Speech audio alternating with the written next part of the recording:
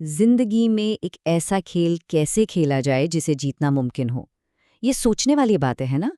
आज हम यही समझने की कोशिश करेंगे कि अपनी ज़ाती खूबियों को कैसे पहचाना जाए और उन्हें कामयाबी के लिए कैसे इस्तेमाल किया जाए।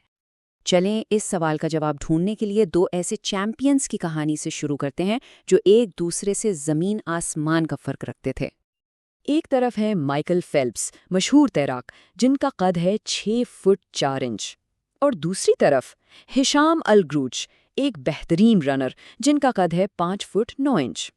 कद का ये फर्क तो बिल्कुल साफ नजर आ रहा है। तो फिर सवाल ये है कि इन दो बिल्कुल अलग जिस्मों वाले चैंपियंस में आखिर ऐसी क्या चीज़ है जो एक जैसी हो सकती है? जरा सोचिए। अब सुनिए, हैरानकुन बात यह है कि इन दोनों की पैंट की जो अंदरूनी सिलाई होती है ना, यानी इनसेम, वो बिल्कुल एक ही साइज की है। अब आप सोचेंगे ये कैसे हो सकता है? फेल्प्स का धड़ लंबा और टांगे छोटी हैं जो उन्हें तैराकी में ज़बरदस्त मदद देती हैं, जबकि एल्गोरोज की टांगे लंबी हैं जो उन्हें दौड़ने के लिए परफेक्ट बनाती हैं।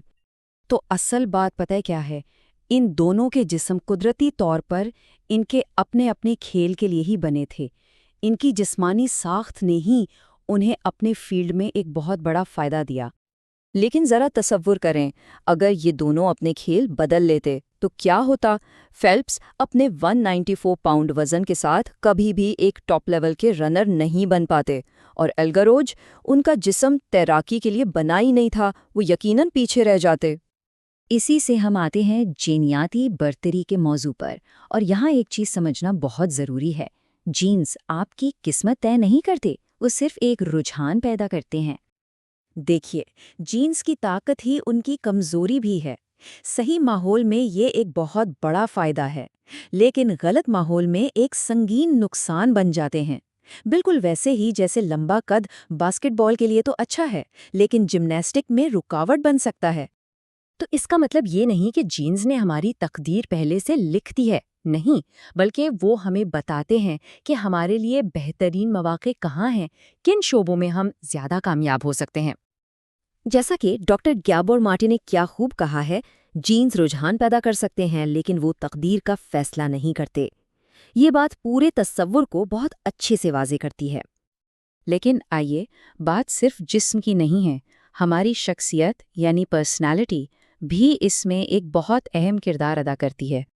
साइंसदान शख्सियत को समझने के लिए एक मॉडल इस्तेमाल करते हैं जिसे बिग 5 कहा जाता है। इसमें 5 खास खूबियां हैं: नए तजर्बात के लिए कुशादगी, फर्ज शनासी, मिलनसारी, खुश अखलाकी और आसाबी तनाव। और सबसे दिलचस्प बात, इन सब का ताल्लुक कहीं ना कहीं हमारी बायोलॉजी से है। तो अहम नुक्ता ये है कि आपकी शख्सियत आपको एक खास सिमत में धकेलती है। उसके खिलाफ जाने से बेहतर है कि ऐसी आदतें बनाएं जो आपकी शख्सियत को सूट करती हों। मिसाल के तौर पर, अगर आपको बॉडी बिल्डिंग पसंद नहीं, तो रॉक क्लाइंबिंग करें। तो अब आते हैं असल सवाल पर, अपना खेल कैसे ढूंढा जाए? वो मैदान जहां कामयाबी के इम्कानात आपके हक में हों। इसके लिए एक सादा सा 2 कदमी फॉर्मूला है: एक्सप्लोर/एक्सप्लॉइट फ्रेमवर्क। पहले एक्सप्लोर करें, यानी अलग अलग चीज़ें आजमाएं। फिर जब कुछ ऐसा मिल जाए जो काम कर रहा है, तो उसे एक्सप्लॉइट करें, यानी उस पर पूरा ध्यान लगा दें।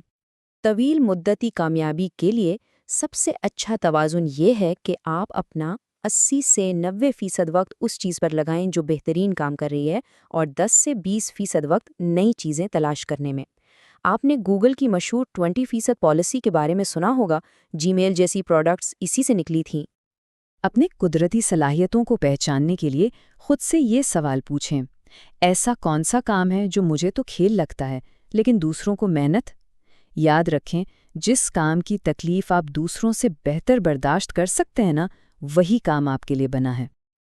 दूसरा सवाल, कौन सा काम करते हुए मुझे वक्त का अंदाज़ा ही नहीं रहता? ये फ्लो स्टेट कहलाती है, जब आप काम में इतने डूब जाते हैं कि बाकी सब भूल जाते हैं। ये एक ज़बरदस्त इशारा है कि आप बिल्कुल सही ट्रैक पर हैं। तीसरा, किस शोबे में मुझे औसत शख्स से बेहतर नताइज मिलते हैं? जब आप देखते हैं कि आपकी थोड़ी सी मेहनत दूसरों से ज़्यादा रंग ला रही है, तो यही चीज़ आपको आगे बढ़ने के लिए तहरीक देती है। اور آخری سوال، میرے لیے قدرتی طور پر کیا چیز آتی ہے؟ ایک لمحے کے لیے بھول جائیں کہ لوگ کیا سوچیں گے یا معاشرہ کیا چاہتا ہے۔ بس یہ سوچیں کہ کب آپ نے خود کو سب سے زیادہ اصلی محسوس کیا ہے۔ لیکن اگر ان سب سوالوں کے بعد بھی آپ کو اپنا کھیل نہ ملے تو پریشان ہونے کی ضرورت نہیں ہے، کیونکہ سب سے طاقتور حکمت عملی تو ابھی باقی ہے۔ اپنا کھیل خود بنا لیں۔ ڈلبرٹ کامکس کے خالق اسکاٹ ایڈمز کی مثال لیں۔ وہ کہتے ہیں کہ نہ تو وہ دنیا کے سب سے بہترین آرٹسٹ ہیں اور نہ ہی سب سے مزاحیہ انسان، لیکن وہ ایک اچھے آرٹسٹ ہیں جو اچھے لطیفے لکھ سکتے ہیں اور کاروبار کی سمجھ بھی رکھتے ہیں۔ ان کے اپنے الفاظ میں، یہ ان چیزوں کا امتزاج ہی ہے جو میرے کام کو اتنا منفرد بناتا ہے۔ تو حکمت عملی سادہ ہے، صرف بہتر بن کر جیتنے کی کوشش نہ کریں بلکہ مختلف بن کر جیتیں۔ اپنی صلاحیتوں کو اس طرح ملائیں کہ مقابلہ خود بخود کم ہو جائے اور آپ کے پاس ایک منفرد فائدہ آ جائے۔ تو آخر میں سوال صرف یہ ہے کہ وہ کون سا کھیل ہے جسے جیتنے کے لیے آپ بنے ہیں؟ اس سوال کا جواب آپ کی پوری زندگی بدل سکتا ہے۔